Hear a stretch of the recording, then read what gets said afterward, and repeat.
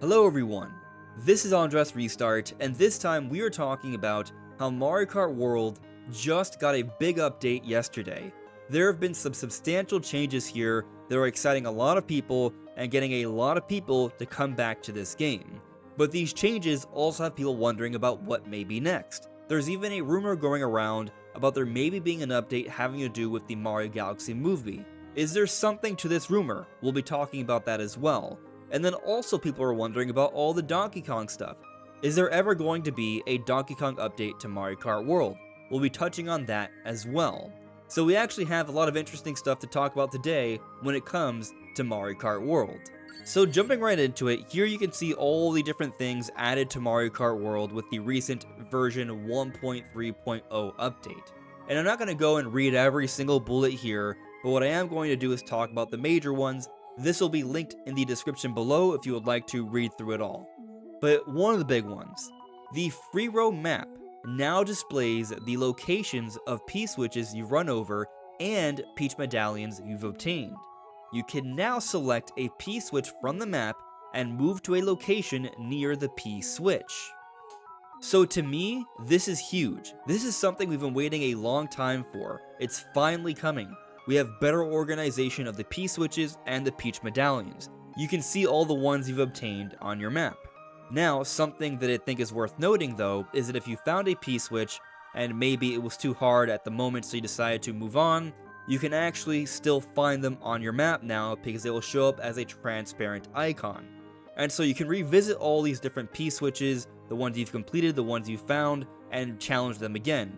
And I think this is an awesome feature to add because there are some P-switch missions that are just fun to go back to.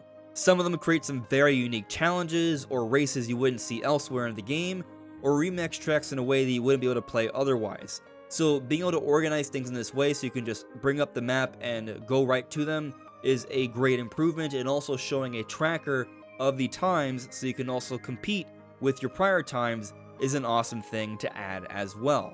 Now, while I've been talking about them adding this to Mario Kart World for some time, I still think there's a little bit more they can do with this. I think they could still add a little bit more to hint at what you're missing and helping you to find what's next.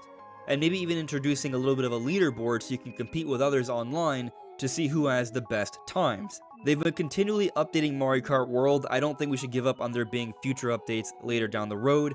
Mario Kart 8 was seeing updates all throughout the Switch era, so I expect the same to be happening with Mario Kart World here. And for those complaining that it's taken them this long to update the game, let's keep in mind that we are seeing more regular updates for Mario Kart World than what we saw for Mario Kart 8.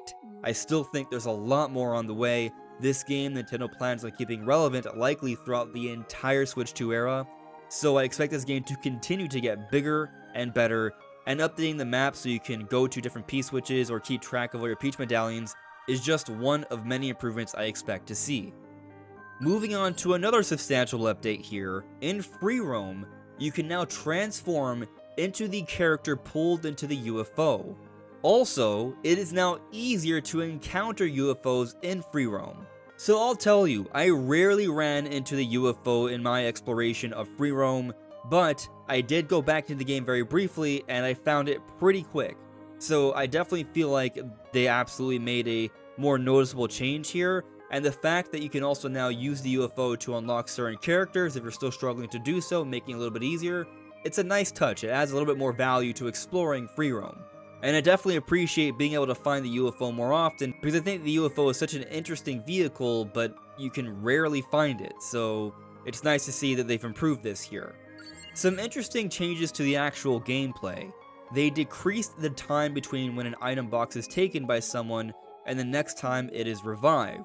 So this would make it easier for people to not miss an item box when they're right behind someone. As long as you're not right behind them, you should be able to get the item box. I didn't think this is too much of an issue, but it makes it a little bit easier and perhaps will lead to people being a little bit more aggressive in following someone once they've gotten an item box. Also, they say increase the invincible time after spinning or crashing during a race, so this would also help people to not be as frustrated after they've been slammed or trapped in some way. Also, they reduced the force of jumps when landing on a rival from above.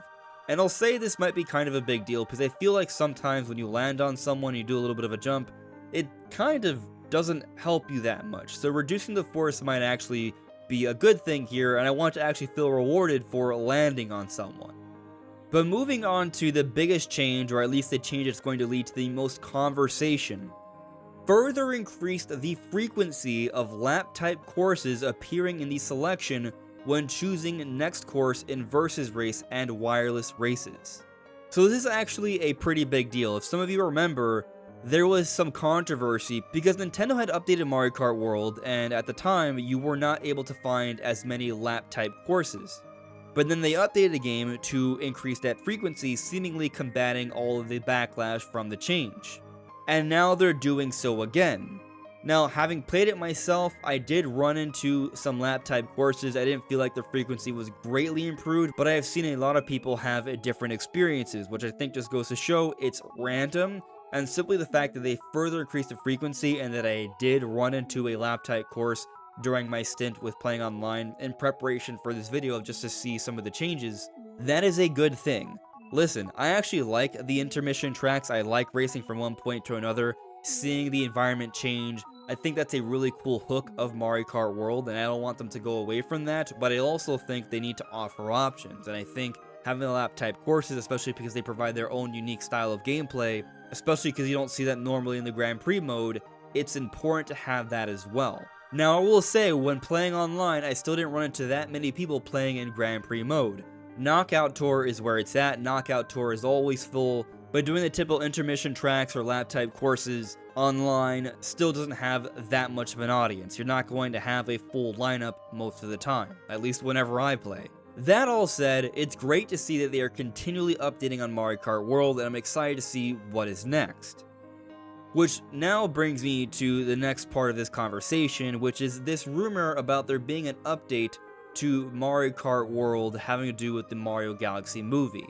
I've seen a lot of people talking about this, and the only place I've seen it from is this Twitter user right here, @AnotherRosa, and here they say Mario Kart World will receive an update to promote the Mario Galaxy movie, including new movie design skins for Mario, Luigi, Peach, Bowser, Bowser Jr., and Rosalina. They'll have their movie voice actresses. And I just gotta tell you, I don't believe this rumor, but I've seen people talking about it, so we're talking about it here. And I don't think this makes sense.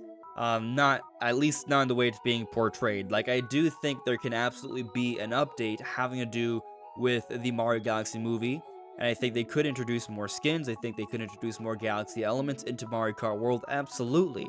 But do I think we're going to hear the voices of the voice actors from the movie in Mario Kart World at any point? The answer is a flat out no, and I also don't think that the movie designs are going to be added as skins. Now, maybe they could do that, but like, I don't think you're going to see like actually the characters' faces change to have the more realistic look, or whatever kind of look you want to call it, from the movie. Now, could they still add some new costumes that relate to different events in the Mario Galaxy movie? And that part I absolutely think is possible. But in terms of this rumor, I don't even know what the credibility of this rumor is. I just see a lot of people talking about it. I think it's pretty much totally bogus, even though there may still be a great chance for there to be a Galaxy movie update.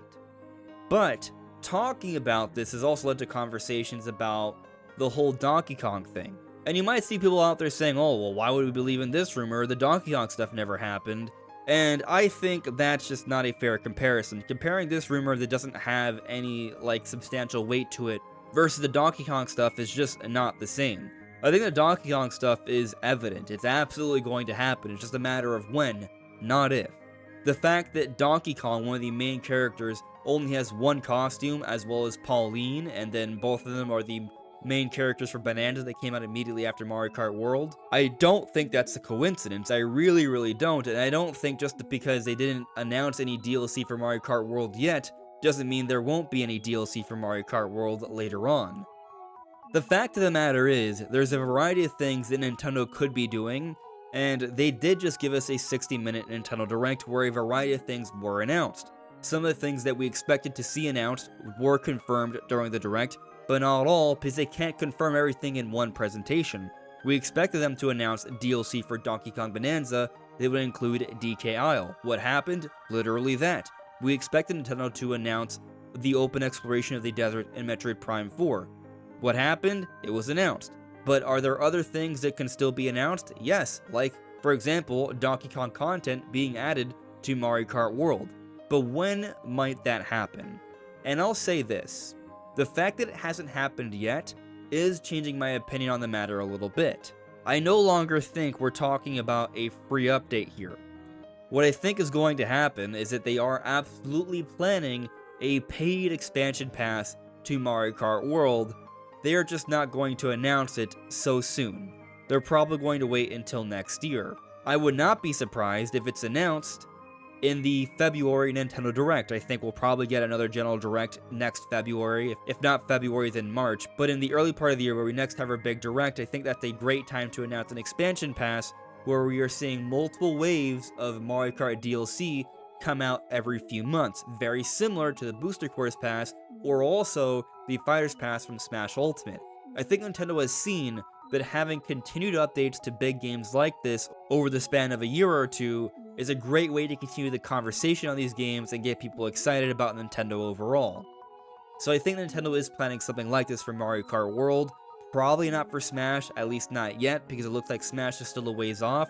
So in terms of us having that big recurring DLC update that we're going to be talking about every few months, probably going to be for Mario Kart, and I think it would be announced early next year in a Direct, which timing-wise might work out pretty well because it'll be pretty close to the release for the Mario Galaxy movie, and maybe there, as part of this expansion pass, one of the waves is Galaxy related, and maybe that's how they handle this. Every wave, there's going to be something related to some type of idea. Maybe one wave is the Galaxy update. Perhaps another wave is the Donkey Kong update, where we see the different Donkey Kong characters and skins and such added to the game. And perhaps each of these waves also include some new tracks, how they introduce them to the map. Maybe they're just things added as islands, or maybe they somehow find a way to integrate them into the overall world. Both are possibilities. But one thing I feel confident in saying here is that clearly Nintendo has bigger plans for Mario Kart World. They're going to continue to update the game. And, you know, given how expensive the game is, probably makes sense to think that they haven't announced paid DLC yet. But I do believe eventually that will happen, and next year makes a lot more sense, which is where we may see some of these other bigger updates like for Mario Galaxy and Donkey Kong. But what do you all think? Let me know in the comments below. This is AndresRestart. Thank you so much for listening and watching, and I will see you all really soon. Take care. Bye.